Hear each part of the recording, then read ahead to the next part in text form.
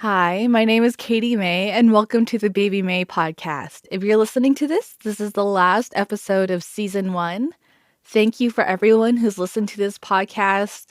I find it weird that this is the last episode for season 1. I have been working on this season for a whole year now. Right now, it's February 2024.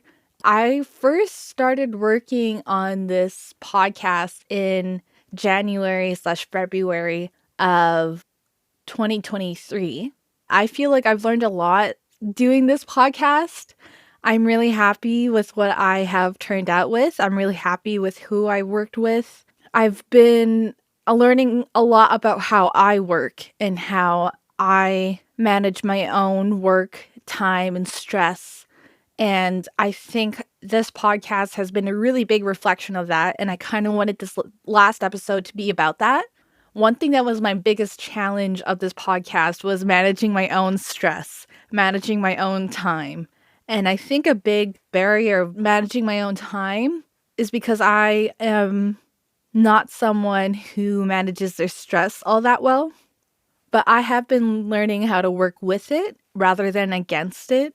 My stress and anxiety are things that I really have to start recognizing rather than pushing away and ignoring, because that just really sets me off and doesn't allow me to focus on what I'm supposed to be doing or even what I want to be doing, what I need to be doing. And I feel like that has prevented me from being where I want to be. Not just like in life, but like physically. When I have an appointment or I have a plan with my friends or something, I am usually late. And I think that is because I just get really stressed out at the fact that I need to get ready and I want to feel good as well, look good sometimes. More so feel good. Sometimes I will like go through all of my clothes, through all of my whole closet, and I just don't like any of the outfits, even if it's an outfit that I wore yesterday and it felt fine. It's just that right now, right here, I don't want to wear this. And I have no idea what I want to wear to go have some fun or go relax or go to work. It's things like that that really stress me out, and I don't know why, but I just had this immediate freeze response. And yeah, I'm not on time for these things that I plan and look forward to. And that's kind of what has been a barrier for me doing this podcast. I am really happy to be doing this show, but when it comes to managing my own time for this work, I'm not so great at it, and I need to communicate more in a timely manner about how I'm feeling and how I may need more time, because it does affect the people that I'm working with. I want to be a lot more clearer on how I communicate myself and my time use when I'm working with people, not just in the podcast, but as well just like overall in my professional life. I feel like I need to be really upfront about how I'm feeling and how that will affect my work, because I know that right now I have a response that is just shut down when I am anxious or I feel pressured by my own thoughts and expectations. And I think when it comes to my stress, a lot of it just comes down to my own expectations of myself, which are very high. I have very high expectations of myself, which is very unfair because I just get totally anxious and I build up all this negative thoughts of not doing well enough or not being presentable enough while I do it. And I just hide away from it all and I don't do it. But I can't do that with this podcast. And this is something that's really forced me to actually get up, get ready to record and speak in a very vulnerable way.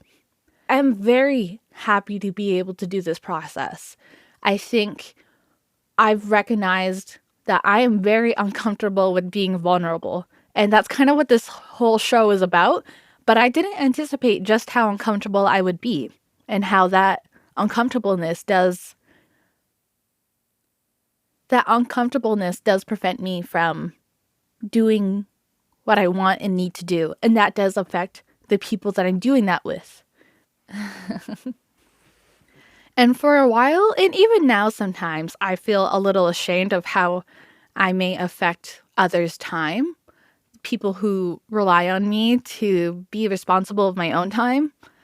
But I realized that, like, constantly shaming every thought that I have of self-doubt or putting these really high expectations of myself does just put me into this cycle of where I am frozen, and then I realize that I have to do the work because the deadline is here, or it already was passed, and then I okay, well, I have to just do it now, and it's rushed. That's not ideal. That's not how I want to do my work. And I don't feel like I give the best I can do when I am rushing myself. But it is the pattern that I have put onto myself because of my own anxiety and how I have not been managing that stress and anxiety in a way that helps me regulate myself through these situations. And regulating myself is something that I learned recently through this training that I did through a wonderful person named Elaine Alec. She's a wonderful speaker, and I'm so happy that I was able to do training with her through my work of IDEA. I was doing training of how to cultivate safe spaces, and she talked about how it starts with you. You need to feel safe within yourself. You need to be able to regulate yourself so that you can come to work into these work situations and make a safe space because you're aware that people are coming to you to feel safe. And for me, safety is something that I really care about. I want to be able to provide safety to everyone. But unfortunately, I don't feel safe within myself or by myself. During the training, that is something that I had to really come face to face with. It was affecting how I did my job and how I felt about my job. My job with Idea is mainly just community engagement. I love having connections with people, and I love having a common goal to work towards with a wonderful group of people. My goal is safety, but I do recognize that there's an issue with not having safety within myself because I constantly was approaching these work situations with so much anxiety and a bit of pushback. That's mainly because I was afraid to be in the presence of safe spaces with people who intentionally set that space to be so, thinking that I would ruin that space because I don't feel safe. I now recognize that building trust within myself and others is the way that I can build that sense of safety. Since moving to Winnipeg, I have been building a better sense of trust within myself. I have been learning how to learn new directions and a whole new city system. I lived in Nunavut my whole life, as you may know from the previous episodes. And with that, it's just a tiny town. Sure, you can get lost, but even then, you're not too far away from where you started. I've been lost many a times since I've been in the city. I've been lost in every single city that I've visited outside of Nunavut.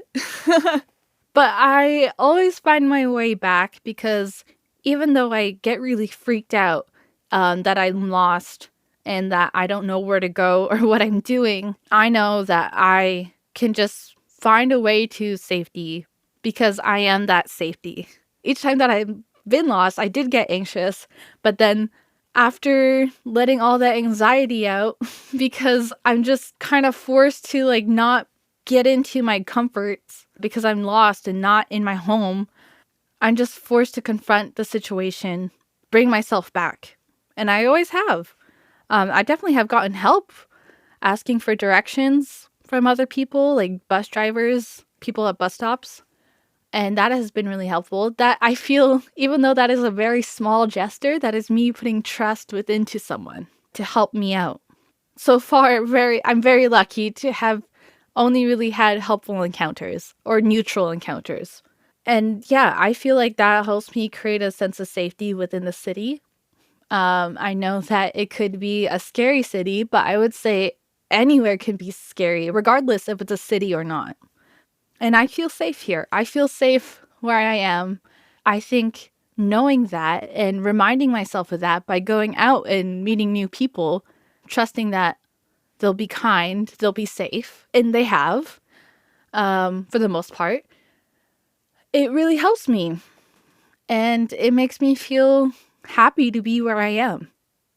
I hope that I can approach moving and being in different places and different situations as time goes on. I hope I can approach that with that sense of safety and self-assurance more and more. I think the way that I could go about that is just continuing to trust myself, challenge myself, and see how to regulate myself. One thing I really need to regulate myself is to rest. And luckily, this past year, I have developed a really great sleeping schedule. I think it's maybe because I have a routine in my day-to-day life. Not as quite as much as I did when I lived in Thunder Bay briefly. When I lived in Thunder Bay in 2023, I had an office job at Oshkosh Wenjack. They're an education institute, a post-secondary education institute, and they're wonderful. I loved working at Oshkosh. Everyone there is wonderful. The programs seem amazing. I hope to attend one day. Working there actually really helped me develop a routine, but also my auntie, my family also really helped me develop that routine as well. My auntie helped me get that job, and she allowed me to stay with her while I lived in Thunder Bay the entire time.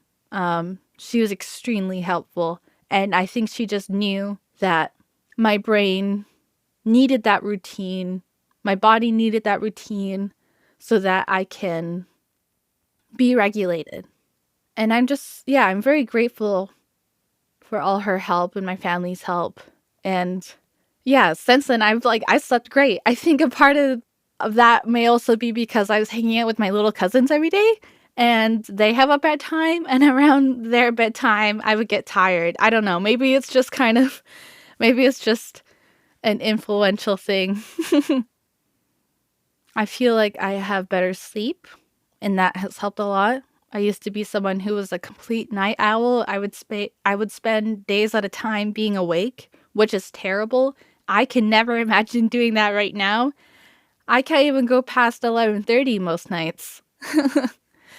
I think another thing that helps me with regulating, this was mentioned in the training that Elaine Alec did, is regularly being hydrated with water, regularly eating a well-balanced diet. Like, I think the power of having a well-fed stomach and a well-hydrated body is something that I really underestimate.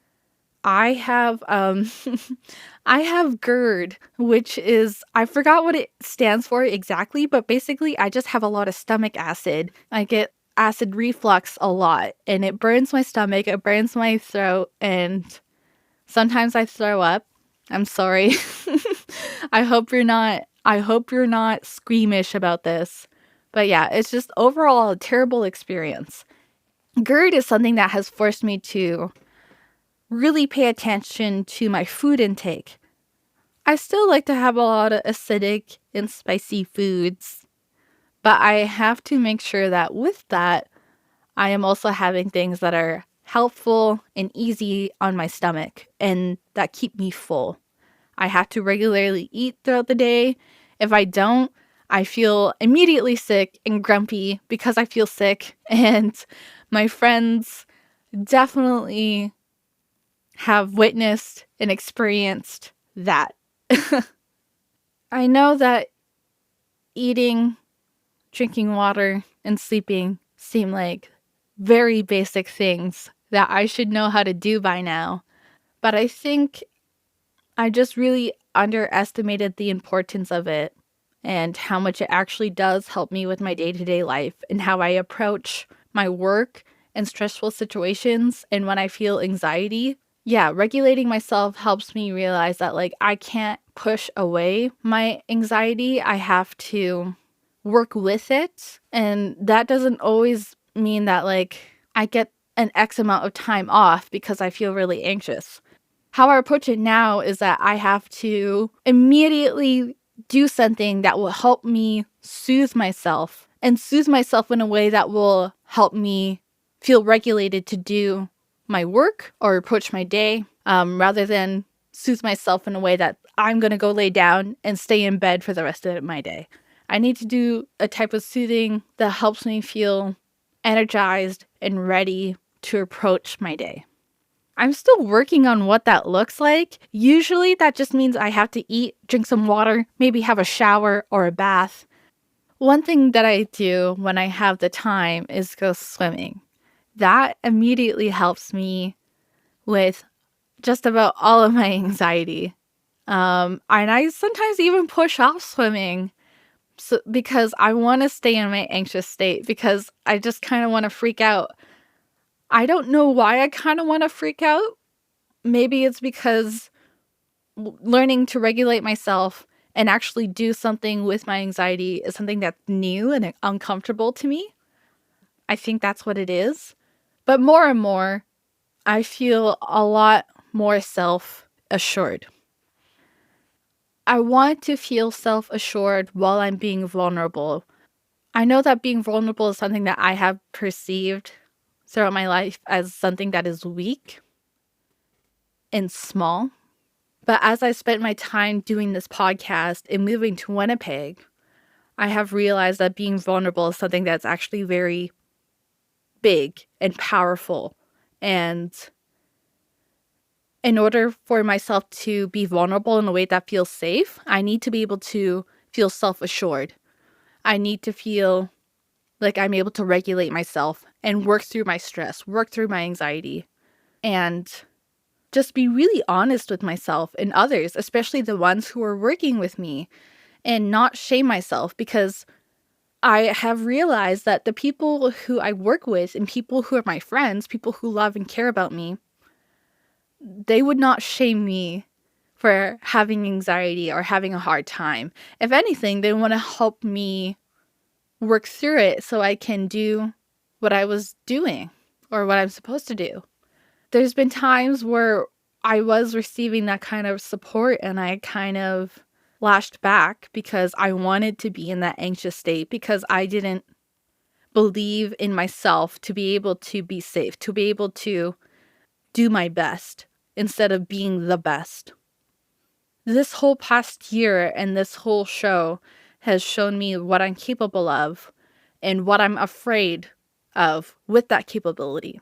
I am actually really afraid of doing my best, doing what I know I'm capable of, and more, what I don't know what I'm capable of. I think that's what I'm also afraid of, but I need to stop being so frozen in fear and approach that fear in the newness of everything. I need to approach it with courage. I don't need everything to go right. I don't need everything that I do to be right. I feel like I have always tried to be correct or perfect. And I also need to let go of that. I think letting go of that really helps me the most with being able to self-regulate and work through my stress, work with it. Yeah. I think these super high expectations of myself are just always going to work against me. Now that I have been living on my own for quite a bit, I've realized that like the person who's working against me the most is just myself. The majority of people in my life actually want to work with me and enjoy doing so. And I need to recognize that more and more. Just not be so afraid of myself and how I present myself or what I deliver. A really important thing is just showing up and doing it.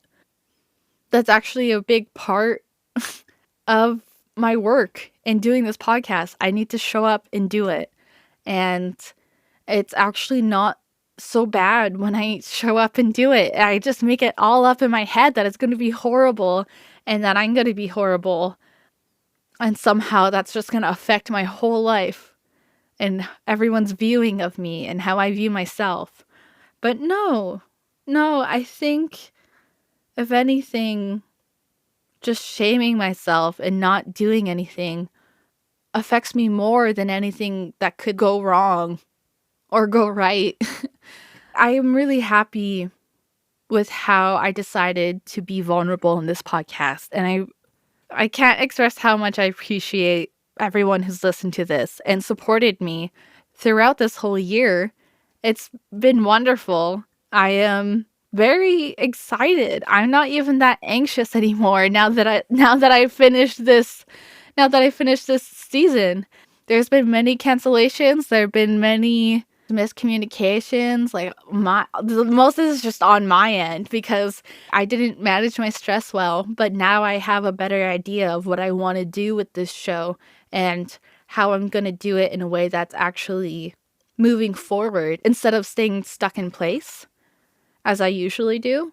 And I feel like when it comes to doing this podcast, it's been an amazing learning experience, and I feel so happy to have done this work with the people that I worked with. It's been wonderful.